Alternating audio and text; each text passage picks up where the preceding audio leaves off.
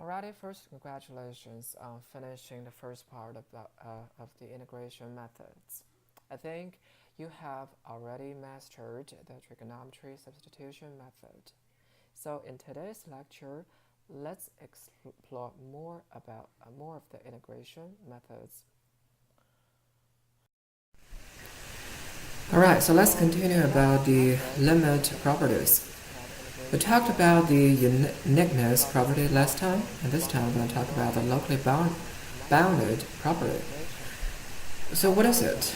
Well, the definition about this theory is, so if there's a limit, right, for the function f(x), so when x approaches to x0, f(x) approaches to a. So it means there's always exists and positive number n. So when you choose x in this range, from 0 to delta x, which means you're in the neighborhood of x0, right? Neighborhood of x0. And the range is about, 0 to delta x. So there's always, means the f(x) absolute value smaller than n, which means, the f(x) is also bounded. Okay, let's look at this on the function graph here. Now we have, this function f(x).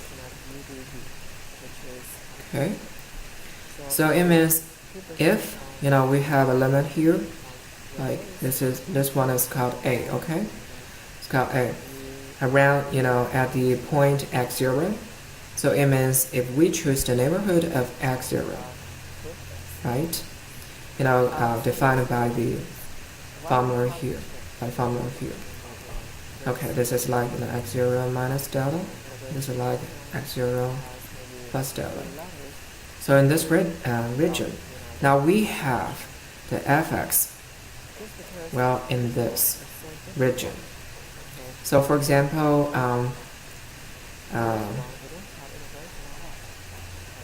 we can say the f(x) equals to maybe 5 here and 7 here, right? So it means if n equals to 8 or anything which is a little bigger than 7, now we can say f(x) absolute value of it is smaller than 8.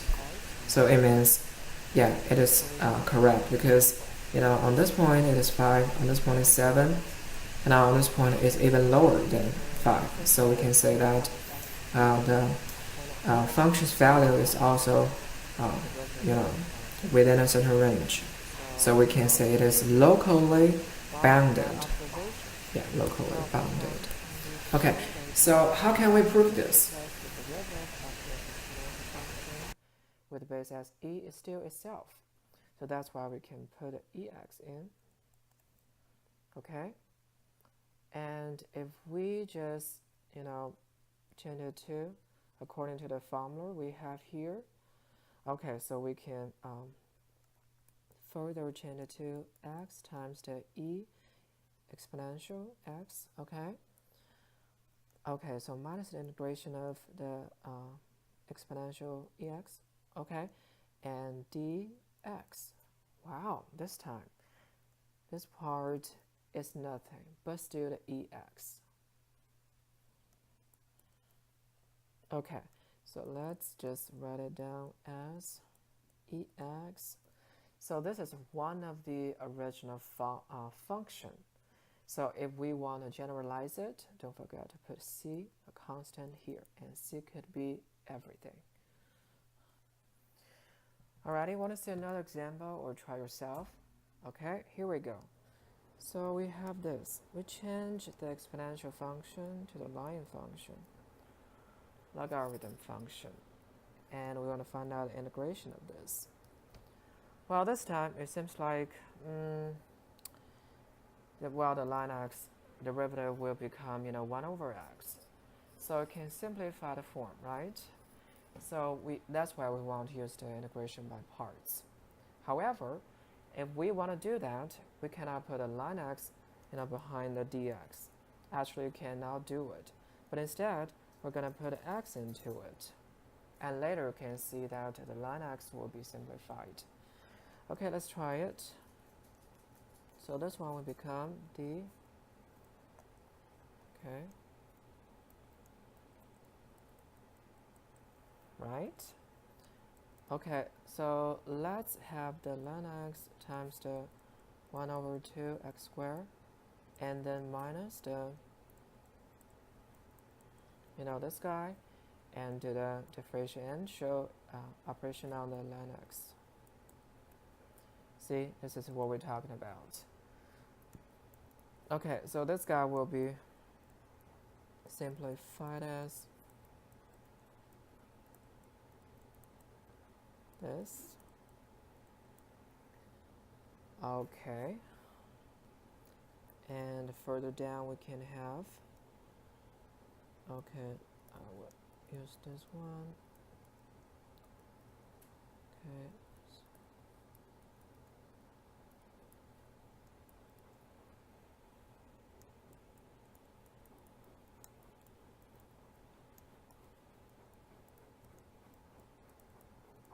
Yes.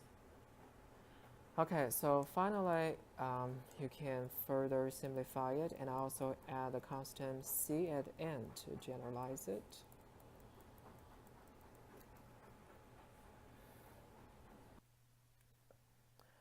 Alrighty, so we have talked about those methods like the substitution methods and integration by parts.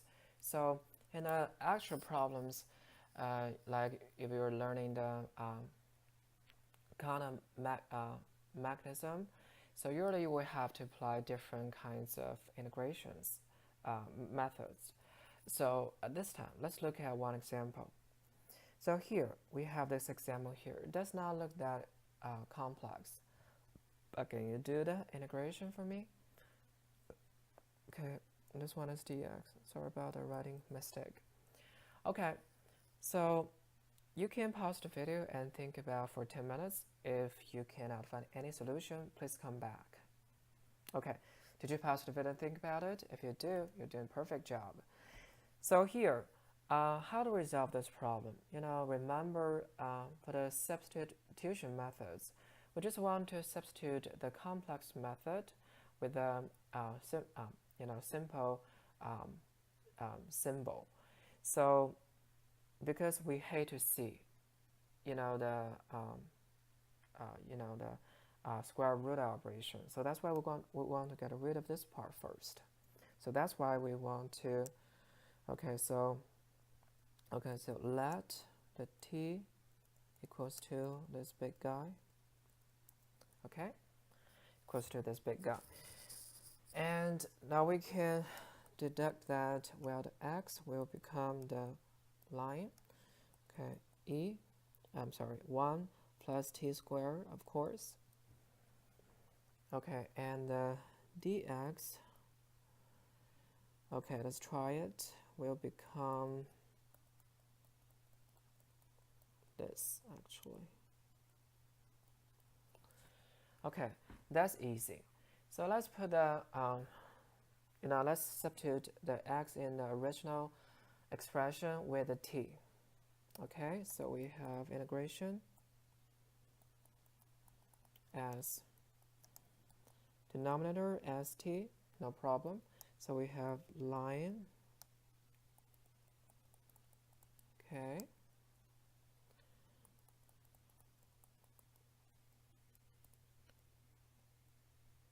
we have this, right? And we have dt, sorry, we need to put a 2t over 1 plus t squared, then the dt. Okay. Okay, so fortunately we can actually simplify this by cancel out this and this, and this and this. Sorry, not this one, not this one, but this one. Okay, so we're gonna get the line square, and we're gonna put a 2 outside and put a dt here. Okay, so we have already applied the substitution method to integrate this expression. However, by now, as we mentioned, we can only apply just one method to be successful. So what about this one? As we said that if this part is too hard for you to complex, maybe you can consider the integration by parts. So let's further write it down like t times the line t squared minus, okay, t, okay, I'm sorry, d line 1 plus the t squared. Okay.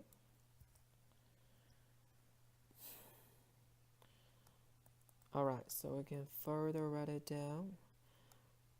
Let's put a 2 instead of the parentheses. So we're gonna have this. Okay. T. And we just do the differentiation operation on this guy. So we're gonna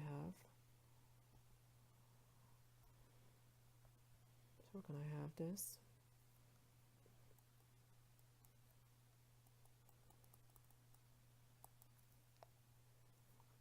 And to t and then dt. Okay, so we can further put this 2 out here. So we're gonna have is 4 here, and we're gonna have t squared on top and 1 plus t squared on bottom. Alright, notice that this part is something we're so familiar with. To resolve this problem, we just have to do the the equivalent transformation here. So let's just do the t square, maybe 1 plus and then minus 1. So we're gonna have this and this.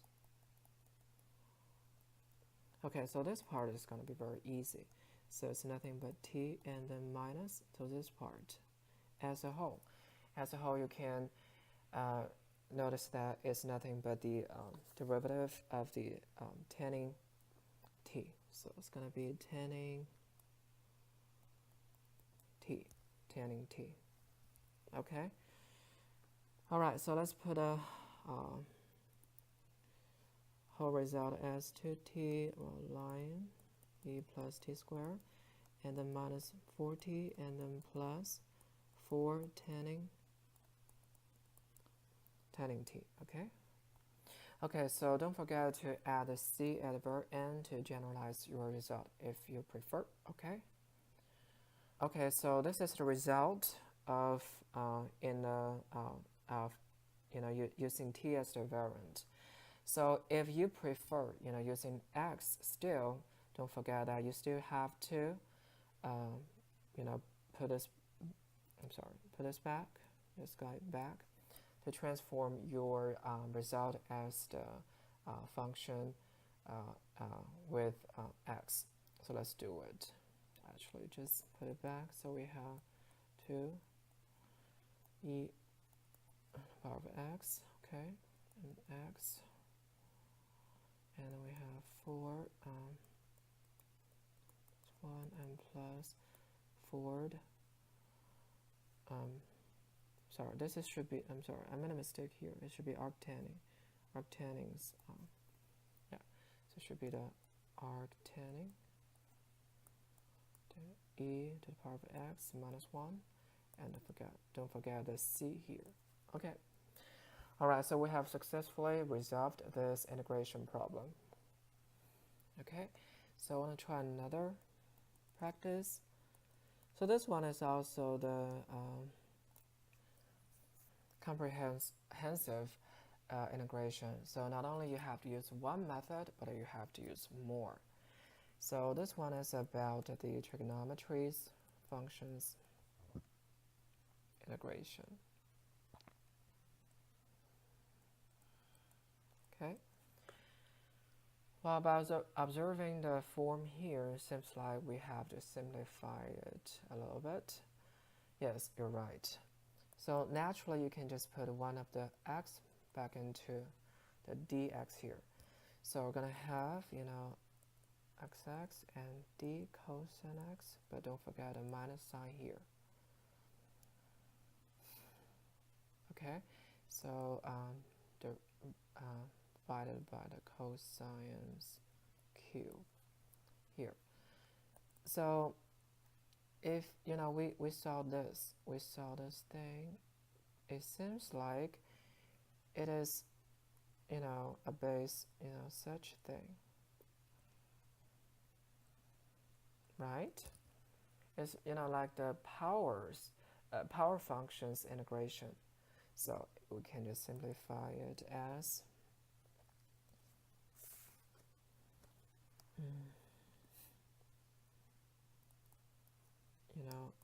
1/2 here, and we have this guy here. Okay, and from this point, now what shall we do?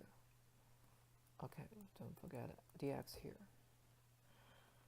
Well, it seems like we may use the integration by parts method, because if this one is doing the differentiation operation, you can change it to cosine x, right? So maybe we can cancel out one of the cosine x on the denominator here. So that's why we can use the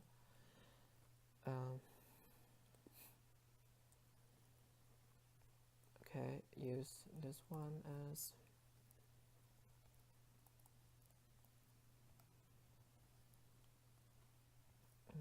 sorry.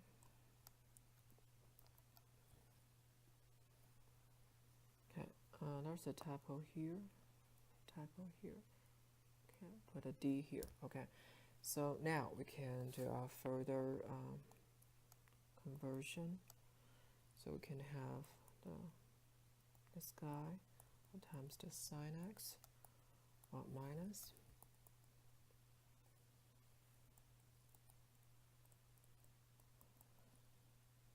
Okay, and further we're going to have sin x divided by the cosine square x, and we have the cosine x on top and cosine x squared on bottom. So that's why we can cancel out one of them. Okay, let's do it.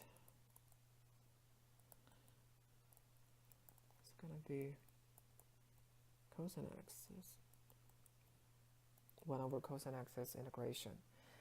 Yeah, this one is about very special integration. So you can refer to the integration table and you will find out the answer. Okay, so here we're gonna have 1/2 sin x cosine x, okay, and minus 1/2